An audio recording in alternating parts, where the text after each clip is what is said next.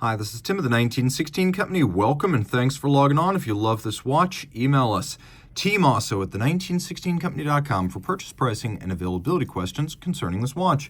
Today, we're discussing a 2007 model year limited edition of 500 pieces in pink gold from IWC of German-speaking Schaffhausen, Switzerland.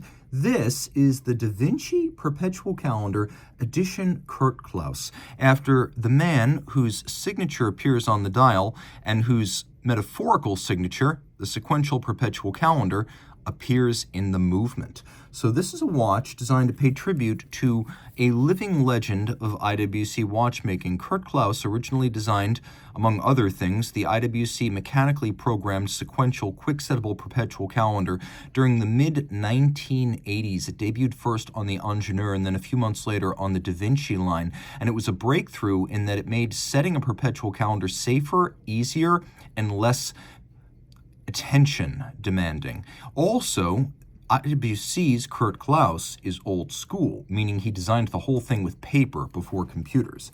So let's talk about what we have right here. The IWC Da Vinci Perpetual Calendar Klaus bowed in what was the year of the Da Vinci, when the whole Da Vinci model line was relaunched and renewed.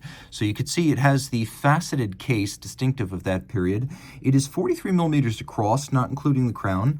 It's 15.1 millimeters thick, and then 51.1 lug-to-lug with a 24 millimeter spacing between the lugs. A very easy watch to wear on a big wrist, but a watch that might on a smaller wrist overwhelm a bit. And I think it does overwhelm my 16 centimeter circumference wrist. So you can see how it fits. I'll let you be the judge. Here's down the barrel, here's over the top, and here's the profile. It's actually not that thick in profile, and because of the slope of the bezel, it should slide underneath a dress cuff, provided your wrist is already big enough for the watch. Your cuff is probably commensurately sized, and probably will clear this watch. It's very heavy, and you really feel it, especially given the presence of a full, solid gold caseback. It's a real treat. If you believe that a luxury watch should feel as expensive as it is, this is a great example.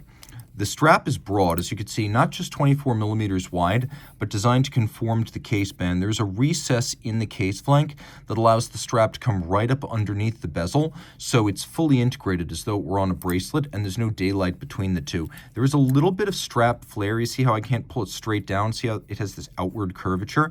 So it does wear a little bit broader than it is.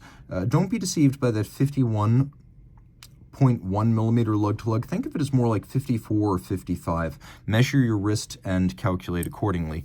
The strap is large rectangular scale alligator leather on the top, large rectangular symmetrical scale, so a very expensive cut of the beast, super thick in profile, sheer cut and lacquered for refinement. They're not shorting you the leather. It's got a reddish brown coloration that's I would describe it as a flat matte finish, and then on the bottom you could see calfskin, no crimping, no gouging, a brand new IWC factory strap, and you can tell these are model specific because this is anything but a generic cut.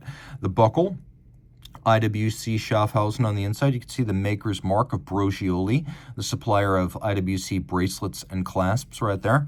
The external buckle featuring a combination of polish and satin, providing a little bit of insurance against accidentally dropping your watch, and it is snap shut and friction fit.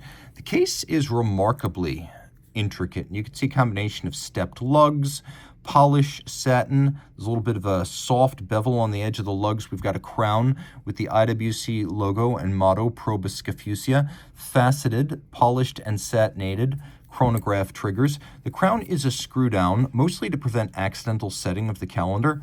It's still 30 meters water resistant, so don't take it swimming. You can see a lot of text on this dial. Perpetual calendar, Da Vinci, Swiss, made, month, day, date, IWC, Schaffhausen, Klaus. I would say of all these things, only the logo and the signature really need to be there. But I'm kvetching. Taking a quick look, what I like here is that they didn't create a round crystal or round inner bezel. The case shape, the outer bezel, the inner bezel, the crystal, and the dial all have the same faceted form, which I appreciate.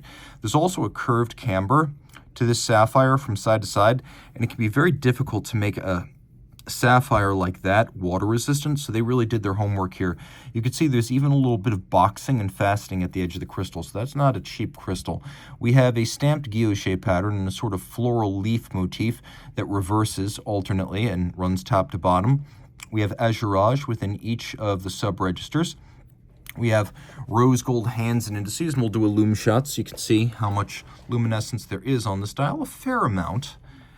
And then we've got the combination of a hacking seconds function, so you could stop the seconds if you wish to use this perpetual calendar chronograph and set it to the second. Running seconds is coaxial with the day. And then, look, I could stop chronograph seconds right there. And then I stop running seconds just like that. You want to stop it at the index at 60 to set it to a reference time. Now let me demonstrate how Kurt Klaus's system works. I pull the crown to the setting position, and this is why the crown is a screw down. They don't want you accidentally doing this because it's geared really high, and it flies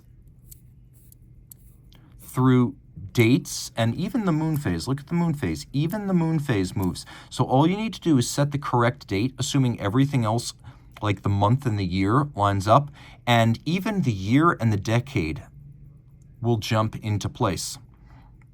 So very, very, very cool. Easy to adjust quickly, and you never need to look up the current phase of the moon. It's very simple in that regard. So as simple as setting a Rolex date adjust, you have a perpetual calendar that can be set likewise.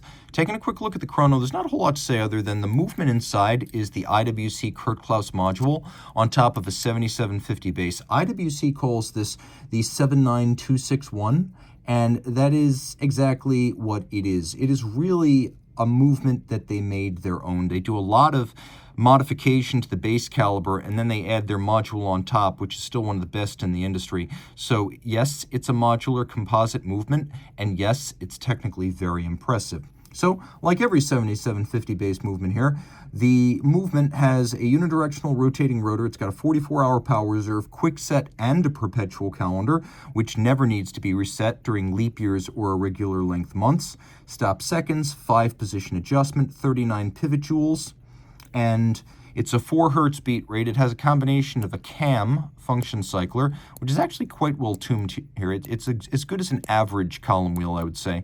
So the tactile feel is pleasing. And then you've got an oscillating pinion lateral clutch. Now the oscillating pinion lateral clutch is almost as seamless as a vertical clutch. Look at that second hand as I start it up. There's almost no perceptible stagger because the amount of play in an oscillating pinion lateral clutch is minuscule. And it's truly impressive stuff that's led to the resurrection of the oscillating pinion recently at the high end with none other than Richard Mille, De Bethune, and Jorn getting into oscillating pinion lateral clutches. If you love this watch, reach out to Team Mosso at the 1916company.com for purchase pricing and availability questions.